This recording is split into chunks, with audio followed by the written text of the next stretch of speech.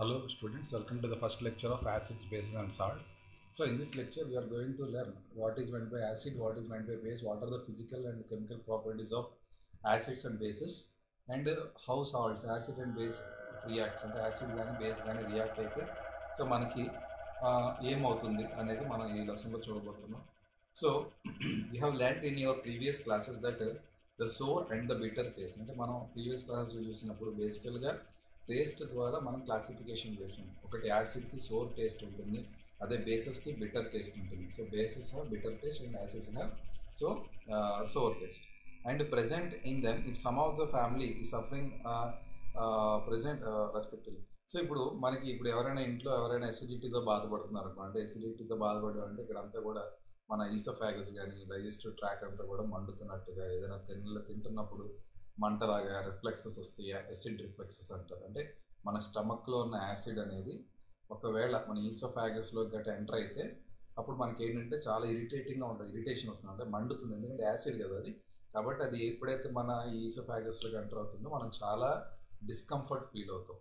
అదే యాసిడ్ స్టమక్లో ఉన్నప్పుడు మనకి ఏం అవ్వదు. ఎందుకు అవ్వదు అంటే మ్యూకస్ లైనింగ్ ఉంటుంది కాబట్టి స్టమక్లో.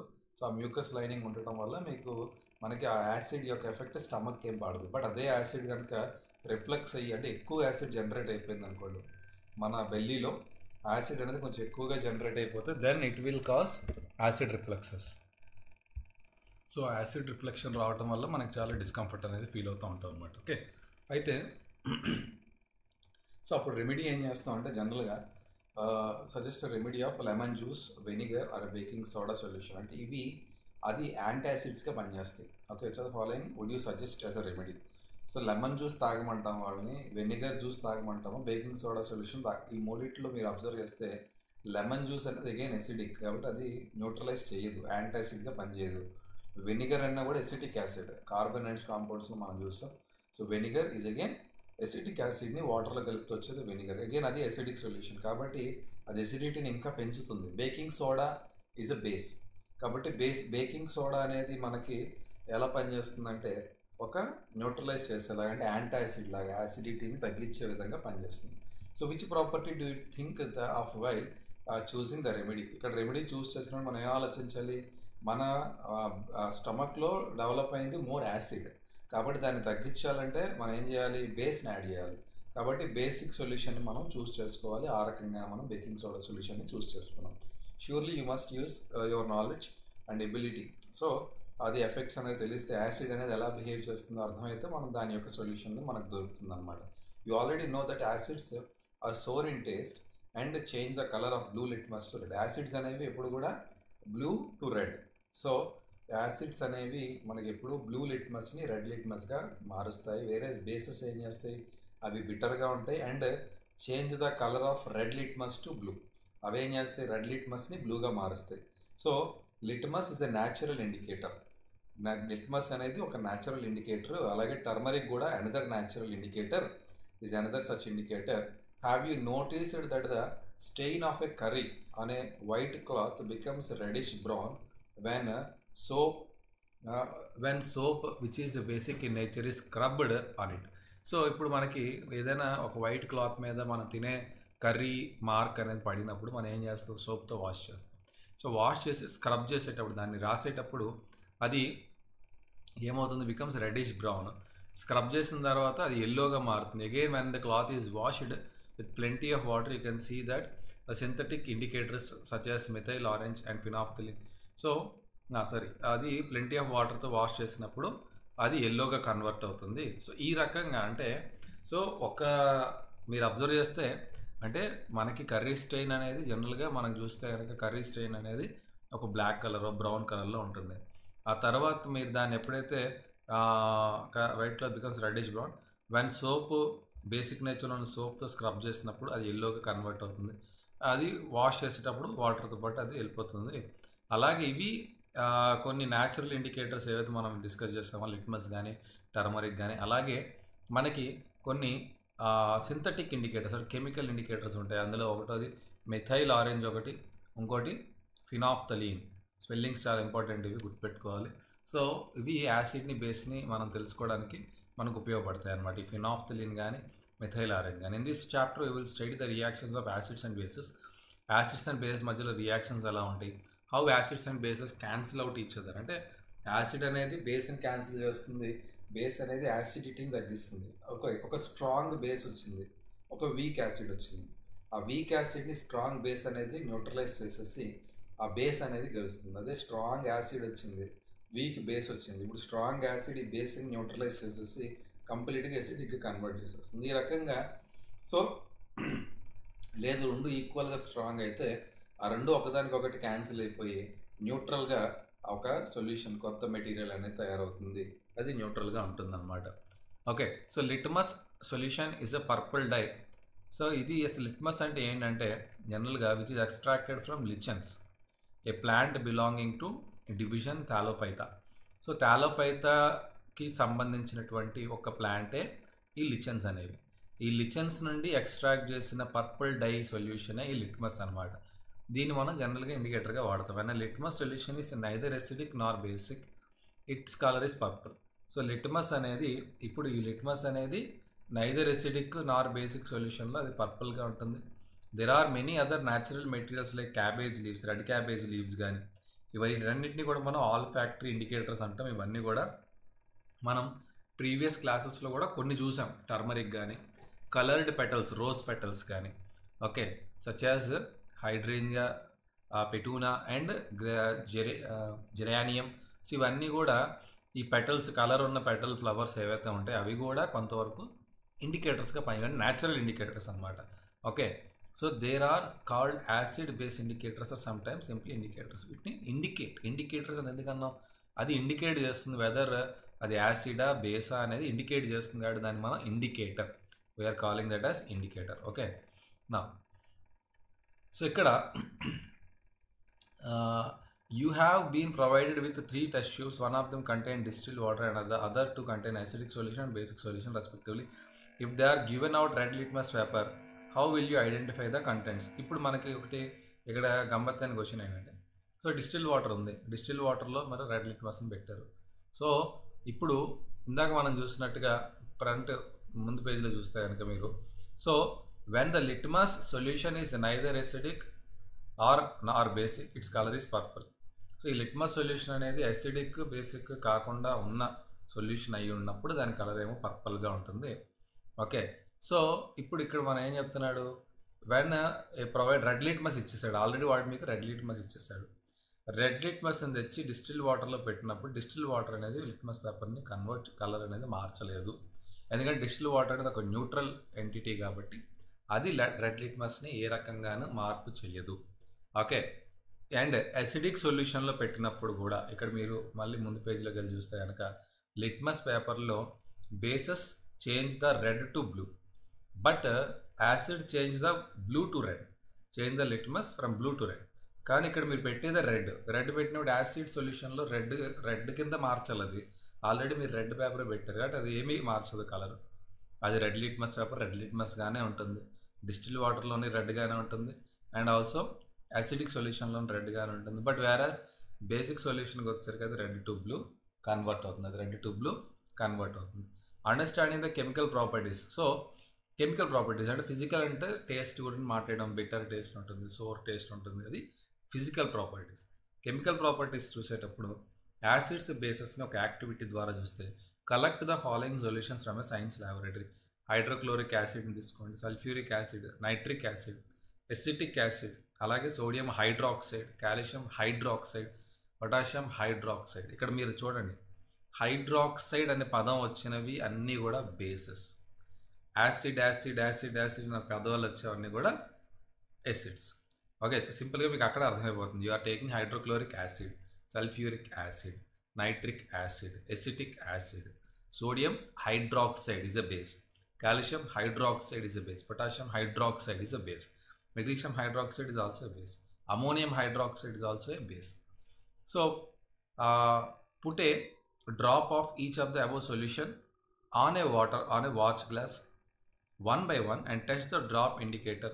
So ఇప్పుడు మీరు ఏం చేయాలి, రెడ్ లిట్మస్ పెట్టాలి, బ్లూ లిట్మస్ పెట్టాలి, ఫినాప్థలిన్ పెట్టాలి, మెథైల్ ఆరెంజ్ పెట్టాలి. 4 వాచ్ గ్లాసెస్ మీరు తీసుకుంటున్నారు, వాటి మీద 4 ఇండికేటర్స్ మీ దగ్గర ఉన్నవేంటి, red litmus, blue litmus, phenolphthalein, methyl orange, ఇవన్నీ కూడా మీరు వాచ్ క్లాస్లో పెట్టారు.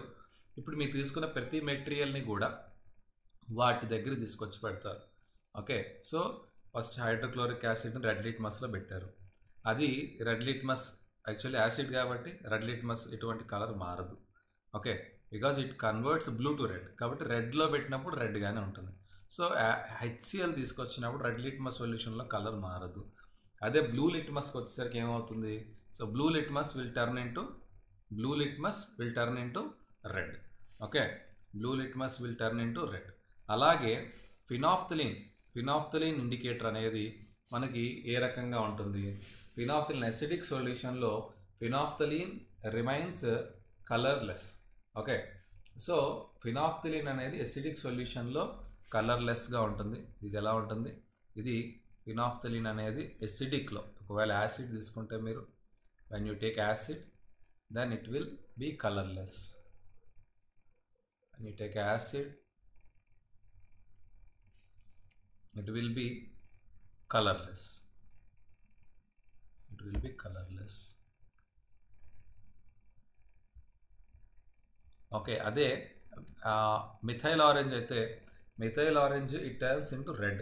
Methyl orange turns into red. ఇది రెడ్ కలర్. యాసిడ్ తీసుకుంటే ఇది రెడ్ కలర్లో కన్వర్ట్ అవుతుంది. అదే మీరు ఇక్కడ బేస్ తీసుకున్నప్పుడు when you take base here then this phenolphthalein turns into pink. ఇది పింక్ కలర్లో కన్వర్ట్ అవుతుంది. Phenolphthalein turns into pink, whereas the methyl orange turns into yellow. So ఈ రకంగా అంటే మనం తీసుకునే సొల్యూషన్ బట్టి మనం యాసిడ్ తీసుకున్నామా, బేస్ తీసుకున్నామా, సో దాన్ని బట్టి మనకేమవుతుంది? ఈ ఇండికేటర్లో కలర్ చేంజెస్ అనేవి మారుతూ ఉంటాయి. అంటే ఇవన్నీ కూడా ఈ రెండు సింథటిక్ ఇండికేటర్. ఇదేంటిది? These are natural indicators. Litmus కానీ ఇవన్నీ కూడా న్యాచురల్ ఇండికేటర్స్ అన్నమాట. ఓకే, నా these indicators tell us whether the substance is acidic or by change in color. Colour ద్వారా ఇది చెప్పేస్తుంది. కలర్ ద్వారా what it will tell that whether the material you have taken is an acid or a base. Colour change ఒకటి మనకు అర్థమవుతుంది. Okay, so activity 2.2లో ఇక్కడ మనం చూసేది ఏంటంటే ఆల్ఫాక్టరీ అంటే natural indicators. Take some finely chopped onions in a plastic bag along with some strips of clean cloth. అంటే ఆనియన్స్ని కట్ చేసి చాప్డ్ ఆనియన్స్ని ఒక ప్లాస్టిక్ బ్యాగ్లో పెట్టాలి. అదే ప్లాస్టిక్ బ్యాగ్లో ఒక క్లీన్ క్లాత్ని స్ట్రిప్స్ కట్ చేసి అవి బ్యాగ్లో పెట్టి tie the bag tightly. Okay, leave it over a night in a ఫ్రిడ్జ్లో వదిలేమన్నాడు. The cloth strips can now be used test acid అనేది. ఈ క్లాత్ స్ట్రిప్స్కి ఈ ఆనియన్ ఎక్స్ట్రాక్ట్ అనేది ఆనియన్ నుంచి వచ్చినటువంటి ఏదైతే ఫ్లూయిడ్ ఉంటుందో అది క్లాత్ స్ట్రిప్స్కి అంటుకుంటుంది. ఇప్పుడు ఆ క్లాత్ స్ట్రిప్స్ అనేవి మనకు ఒక ఇండికేటర్లా పనిచేస్తాయి. Okay, take 2 of these cloth strips and check their order. వాటి వాసన ముందు చూడండి. అంటే ఆనియన్ ఎక్స్ట్రాక్ట్ అనేది ముందు అసలు దాని మీదకి వచ్చిందా రాలేదా అనేది చూడండి. వచ్చిన తర్వాత keep them on a clean surface, put few drops of HCl on the few drops of the HCl and NaOH రెండింటిని కూడా దాని మీద వేయమన్నాడు. ఓకే, దాని మీద వేయమన్నాడు. సో ఇప్పుడు వీటి మీద వేసినప్పుడు HCl వేసినప్పుడు ఏమవుతుంది, NaOH వేసినప్పుడు ఏమవుతుంది, HCl వేసినప్పుడు ఏమవుతుంది, NaOH వేసినప్పుడు ఏమవుతుంది? పాస్ పెట్టి గెస్ చేయండి. So rinse both the cloth strips. ఇప్పుడు ఏం చేయమన్నాడు నెక్స్ట్? ఓకే, ఇప్పుడు మనం ఇది వేసిన తర్వాత ఒక క్లాత్ స్ట్రిప్ మీద మనం ఏం చేసాం, HCl వేసాం, ఇంకో క్లాత్ స్ట్రిప్ మీద NaOH వేసాం అన్నమాట. వాటిని తర్వాత note your observation. Rinse both the cloth strips with water and again check their odour. ఇప్పుడు ఈ రెండింటిని కూడా మళ్ళీ వాటర్లో వాష్ చేసి వాటి యొక్క వాసన చూడమన్నాడు. Now take some dilute vanilla essence.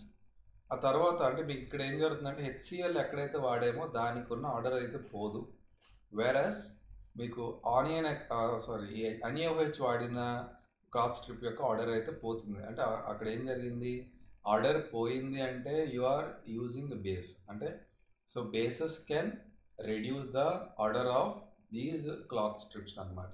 So by that way you can understand whether the used element is an acid or a base. Okay, అలాగే వెనీలా ఎసెన్స్ కూడా చూసినప్పుడు అండ్ క్లోవ్ ఆయిల్ వాటి సేమ్ ఇలాగే take some dilute HCl. Clove ఆయిల్కి మంచి వాసన ఉంటుంది, వెనీలాకి మంచి వాసన ఉంటుంది. ఓకే, సో వాటి ఆర్డర్ని కూడా అంటే ఇక్కడ ఆర్డర్ అనేది మారితే it may be some acid or base అనే ఒక అబ్జర్వేషన్ మనం తీసుకురావచ్చు అనమాట. So you check for these vanilla essence and clove oil what happens. Okay, vanilla ఎసెన్స్కి క్లోవ్ ఆయిల్కి మీరు ఆలోచించండి. ఓకే, సో ఇక్కడ ఇవి which of these vanilla, onion, clove can be used as an olfactory indicators based on your observations అని మీరు activity చేసినప్పుడు మీకు అర్థమవుతుంది. సో వీటి బట్టి సో ఇప్పుడు మనం బేస్ని ఐడెంటిఫై చేయడానికి, మన యాసిడ్ ఐడెంటిఫై చేయడానికి ఆనియన్ అనేది వాడచ్చు, అలాగే వెనీలా అండ్ క్లోవ్ వాడచ్చా వాడకూడదా, you make some observations on this. Okay, నా how do acids and base react with metals. So acid అనేది బేస్ అనేది మెటల్తో ఎలా రియాక్ట్ అవుతుంది. ఇక్కడ take 5 ml of dilute sulphuric acid. ఇక్కడ ఏం చెప్తున్నాడు, సో ఇక్కడ మీకు డైల్యూట్ సల్ఫ్యూరిక్ యాసిడ్ని మనం ఇందులో తీసుకున్నాం, ఈ ఒక టెస్ట్ ట్యూబ్లో తీసుకున్నాం. అందులో కొన్ని మనం జింక్ గ్రాన్యూల్స్ని యాడ్ చేసాం. ఇందులో మనం ఏం చేసాం, జింక్ గ్రాన్యూల్స్ని యాడ్ చేసాం. ఇక్కడ ఒక డెలివరీ ట్యూబ్ పెట్టాం. ఈ డెలివరీ ట్యూబ్ని ఎందులో పెట్టాం, వాటర్లో, సోప్ సొల్యూషన్లో పెట్టాం. ఈ డెలివరీ ట్యూబ్ని సోప్ సొల్యూషన్లో పెట్టాం. ఓకే, ఇప్పుడు ఇక్కడ ఏమైనా గ్యాసెస్ కనుక వస్తే ఆ గ్యాస్ అనేది డెలివరీ ట్యూబ్ ద్వారా ఈ సోప్ సొల్యూషన్ నుంచి బయటకు వస్తుంది.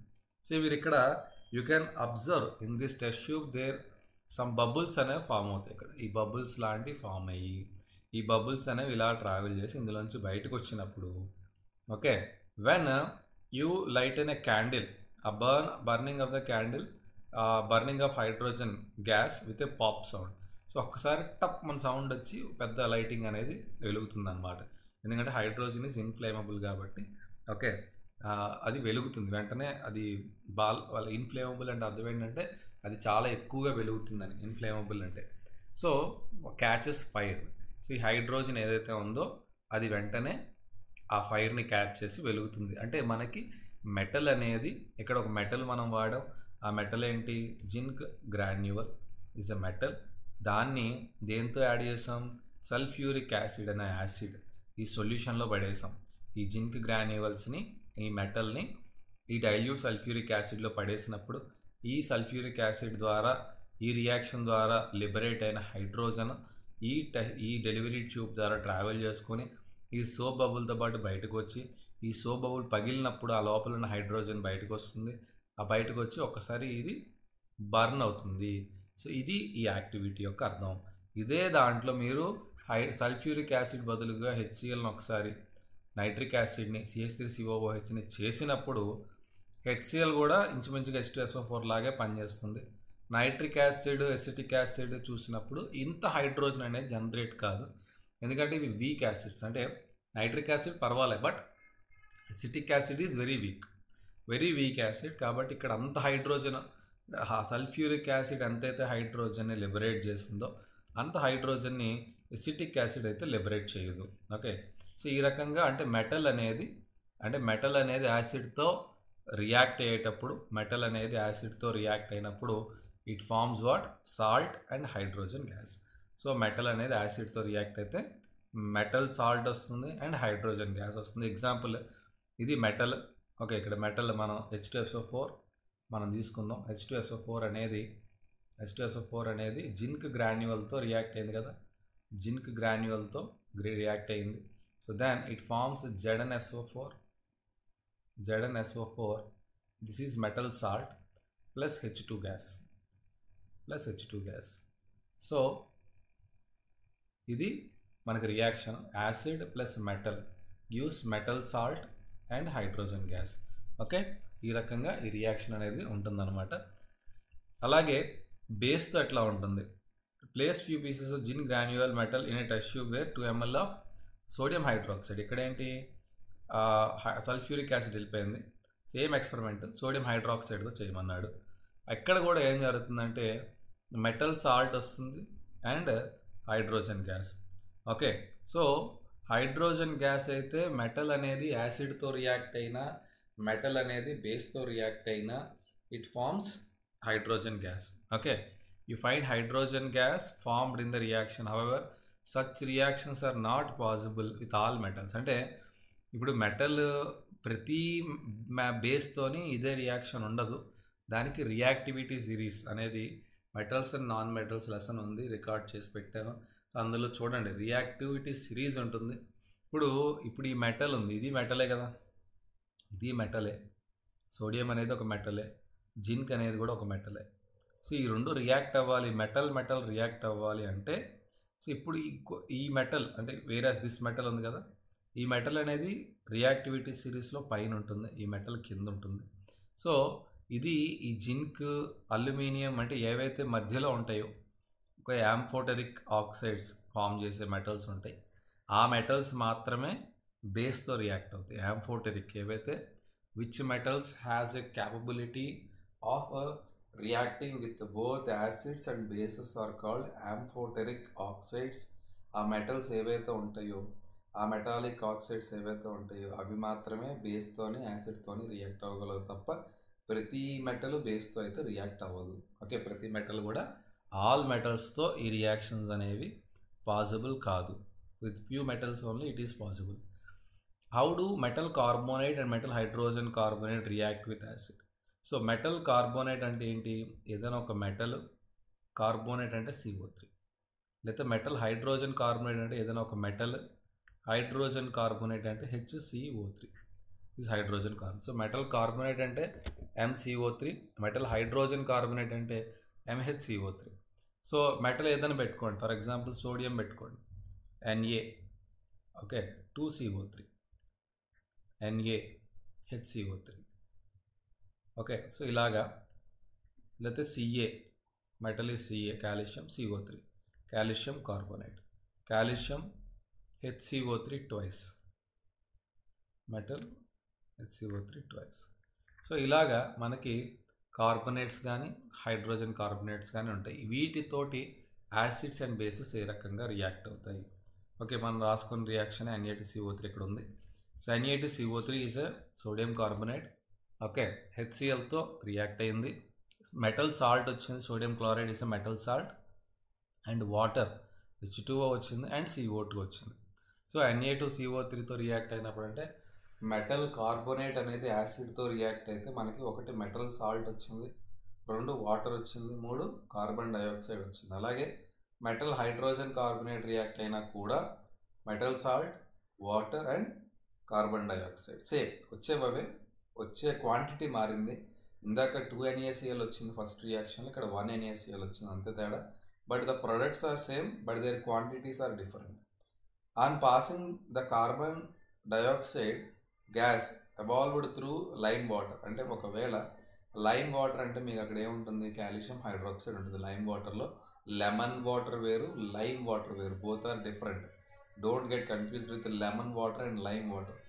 Lime water is adding CaO, quick lime. Quick లైమ్ని మనం H2Oతో యాడ్ చేస్తే, క్విక్ లైమ్ని H2Oతో యాడ్ చేస్తే then it forms lime water. Quick lime అంటే ఏది, క్విక్ లైమ్ అంటే మనకి CaO. ఏంటి క్విక్ లైమ్ అంటే ఏంటి, క్విక్ లైమ్ అంటే మనకి CaO. ఈ CaO అనేది H2Oతో రియాక్ట్ అయితే, CaO అనేది H2Oతో రియాక్ట్ అయితే then this is CaOH twice. ఇది CaOH ట్వైస్ని ఫామ్ చేస్తుంది. దీన్ని హైడ్రేటెడ్ లైమ్ అని అంటాం, లేదా లైమ్ వాటర్. సో లైమ్ని, ఇది లైమ్, ఇది వాటర్. సో లైమ్ని వాటర్ని కలిపాం, that is lime water. Simple. Lemon water is different. Okay, so now lime వాటర్ని CO2 దాని నుంచి పాస్ చేయిస్తే, లైమ్ వాటర్ నుంచి CO2ని పాస్ చేయిస్తే then it forms a white precipitate. CaCO3 is a white precipitate. Okay, CaCO3 is what, a white precipitate. White precipitate form అవుతుంది. Okay, white precipitate form అవుతుంది, దాని పేరే కాల్షియం కార్బోనేట్. దాని పేరు ఏంటండి, కాల్షియం కార్బోనేట్. ఓకే, నౌ ఈ calcium carbonate అనేది on passing excess carbon dioxide, ఇంకా కార్బన్ డైఆక్సైడ్ కనుక పాస్ చేస్తే, ఆల్రెడీ కాల్షియం కార్బోనేట్ ఫామ్ అయిపోయింది, ఇంకా CO2ని కనుక మనం పంపిస్తే then it forms what, a soluble. అంటే ఇక్కడ ఇందాక CaCO, జాగ్రత్తగా వినండి, చాలా ఇంపార్టెంట్ పాయింట్. ఇందాక వాటర్లో అది డిజాల్వ్ అవ్వలేదు, ప్రెసిపిటేట్ రూపంలో ఉంది. ఇదేంటిది జాగ్రత్తగా అర్థం చేసుకోండి. CaCO3 అనేది ప్రెసిపిటేట్ రూపంలో ఉంది. ఈ CaCO3కి అంటే ఈ CaCO3కి ఇంకా CO2 యాడ్ చేస్తే ఈ వాటర్ ప్రెసెన్స్లో ఈ వాటర్ వచ్చింది, CaCO3 వచ్చింది, ఇంకా CO2 కనుక మనం యాడ్ చేస్తే దీనికి ఇంకేం యాడ్ చేశాను, మళ్ళీ CO2ని యాడ్ చేశాను, అప్పుడు ఇది CaHCO3 అంటే కాల్షియం హైడ్రోజన్ కార్బోనేట్గా మారి ఈ కాల్షియం హైడ్రోజన్ కార్బోనేట్ అనేది ఇది వాటర్లో సాల్యుబుల్ అయిపోతుంది, కలిసిపోతుంది. ఇందాక ఏంటి కనిపిస్తుంది, ఇక్కడ కనిపిస్తుంది కాల్షియం కార్బోనేట్ అనేది సెపరేట్ అయ్యి ఇక్కడ మీరు ఎలాగైతే జింక్ గ్రాన్యూల్స్ కనిపిస్తున్నాయి మీకు ఇందులో, అవే ఈ జింక్ గ్రాన్యూల్స్ వాటర్లో కలిసిపోయారు మనకు కనిపించవు కదా. సో అలాగా కాల్షియం కార్బోనేట్ కూడా కనిపిస్తుంది, కానీ లేటర్ ఇంకా CO2 ఇచ్చేటప్పుడు అది ఏమైంది, కాల్షియం హైడ్రోజన్ కార్బోనేట్గా కన్వర్ట్ అయ్యి అది వాటర్లో సాల్యుబుల్ అయిపోయింది, కనిపించట్లే ఇంకా. Okay, so calcium hydrogen carbonate is soluble in water, calcium carbonate is insoluble in water. So lime, chalk, marble ఇవన్నీ కూడా కాల్షియం కార్బోనేట్ యొక్క డిఫరెంట్ ఫామ్స్ అన్నమాట. సో మనం వాడే మన స్కూల్స్లో వాడే చాక్ పీసెస్ కానివ్వండి, మన మార్బుల్ ఇంటికి వాడుకునే మార్బుల్ కానివ్వండి, లేదా సిమెంట్ మ్యానుఫ్యాక్చర్ చేయడానికి వాడే లైమ్ స్టోన్ కానీ ఇవన్నీ కూడా కాల్షియం కార్బోనేట్తో తయారైనటువంటి ప్రొడక్ట్స్ అన్నమాట. Okay, all metal carbonates, hydrogen carbonates react with acid to give a corresponding salt, water and carbon dioxide as we said already. So metal carbonate కానీ metal hydrogen carbonate కానీ salt యాసిడ్తో react అయినప్పుడు metal salt form అవుతుంది, carbon dioxide form అవుతుంది and water form అవుతుంది. Okay, how do acids and bases react with each other? Acid base ఏ రకంగా react అవుతుంది అనేది మనం నెక్స్ట్ లెక్చర్లో చూద్దాం. Thank you so much.